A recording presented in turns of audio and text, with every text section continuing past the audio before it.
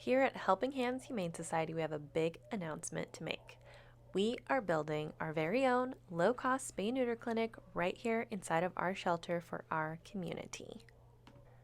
This is something that we know Topeka and the surrounding areas have needed for quite a while, and thanks to some big donors coming together, we now have the resources to make it happen. We got together on Tuesday, January 26th with Lisa and Dr. Kevin Hahn, Hill's Pet Nutrition, and Schwartz Design Group, and the Topeka Community Foundation to celebrate the fact. And of course, we had to have some puppies there with us. My wife Lisa and I, mostly Lisa, but volunteer with a lot of local organizations that are there for either animal rescue or animal rehabilitation or putting pets in homes. And we had the discussion, one of the things that's always been on our minds is, looking at animal overpopulation and looking at helping pets enjoy a really good quality of life with homeowners, but not too many pets at too many times. So the discussion came up with a low-cost spay neuter clinic, and I talked to Jay, guess it was this last summer, and said, if you put together a business plan, you put together a structure, tell me how much it costs, and let's see if we can put it together and make it happen.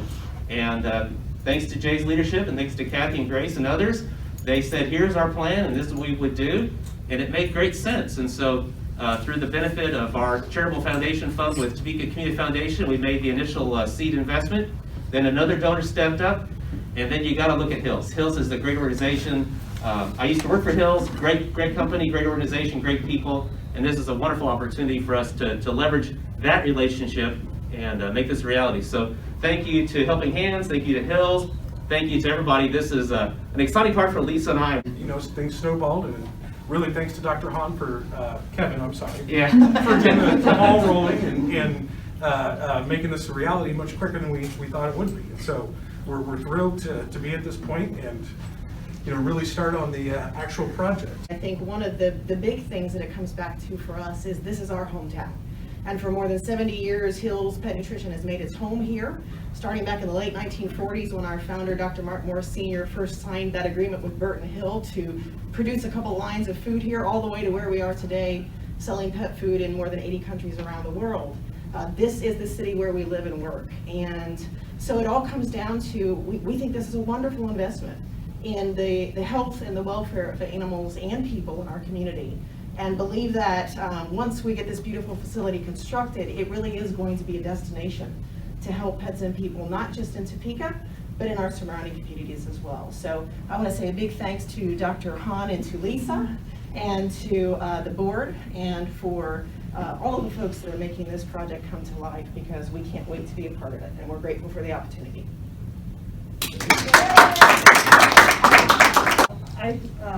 One of the things I'd like to say is that I'm a firm believer in the human-animal bond, and I don't believe that you should have to have a lot of money in order to take the benefits of having a pet and being a responsible pet owner. Along with being a responsible pet owner, there's two areas for this. You need to be responsible to your community, along with being responsible to your pet. And getting your animal spayed or neutered benefits both of those causes. And this will go a long way to helping everybody be able to be responsible pet owners. We could not agree with you anymore, Lisa, that we very, very much believe that animal care and animal love and the ability to have pets in your home should be accessible to anybody, regardless of income level.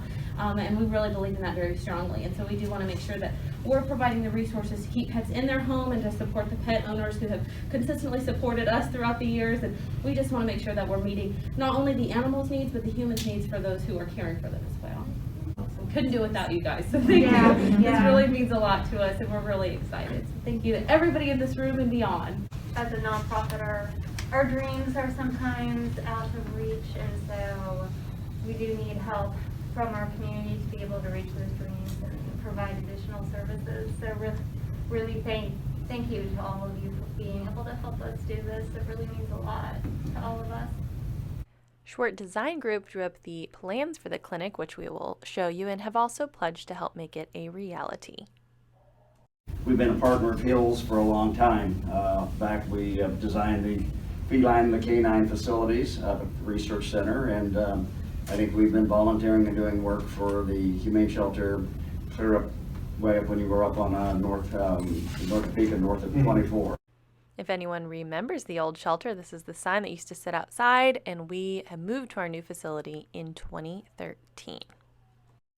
We thank you all, and we're deeply indebted and really appreciate it. And especially during this time when the renewed spirit of the human-animal bond has really taken place, everybody realizes how close and how much we need our pets and their companionship and anxiety reduction and all that kind of stuff. It's just like we're thrilled to be able to do it, and we really thank you from the bottom of our hearts and all the little hearts that are out there.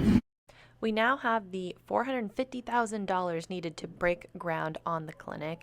And next, our shelter veterinarian, Dr. Jamie Grace, is going to walk you through the layout and kind of explain what it would look like and how it would work. The entrance would be this door here over on the west side of the building. So they would come down the ramp. So that ramp is kind of right here. This is where we are right now, but this ramp would kind of be right here, and the kind of catty-cornered over here is where people would kind of check in with their animals. Then the facility would be back behind that area. There's a door here. There's 2 exam rooms so that individuals can bring their animals in. They can get their exams, get their vaccines and things like that. And then back behind here is the prep room for the surgery. The operating room is right behind it. And then the recovery rooms. We have a dog recovery room and a cat recovery room. And then kind of in the back, clear in the back, I'm probably not doing this very well, is a kind of a little break room area, office area. And then we have 2 isolation rooms, one for dogs and one for cats. Hopefully in that space we would be able to treat things that we would need to keep isolated from the general population of animals, as well as our population of shelter animals, things like parvovirus, things like that. So we'd be able to treat those in this area, and then this kind of opens up into the main shelter. We still have storage space here.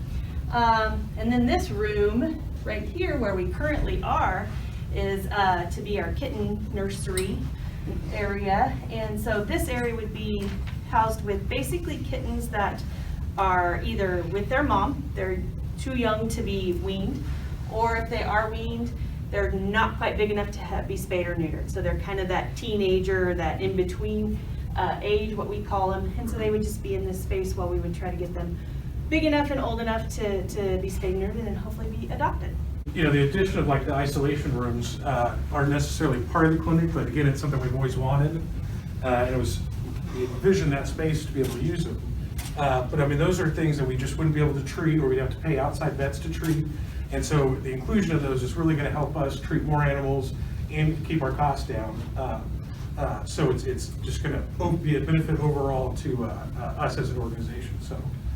This is such exciting news for our shelter animals and the community. As you probably know, parvo is such a serious problem for puppies and is very contagious. So it's great we'll have an isolation unit for that.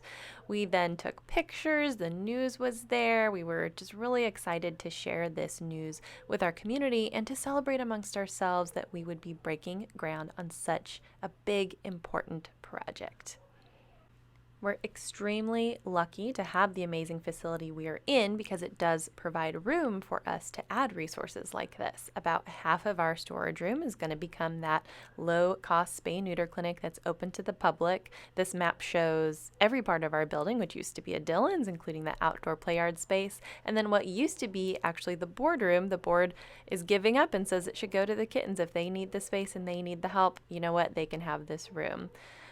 If you want to be part of this exciting project, we do still need donations to get all of the supplies that we're going to need to stock the low-cost spay-neuter clinic. So please reach out to us and you can be a contributor to this wonderful project. And we just wanted to say thanks to everyone.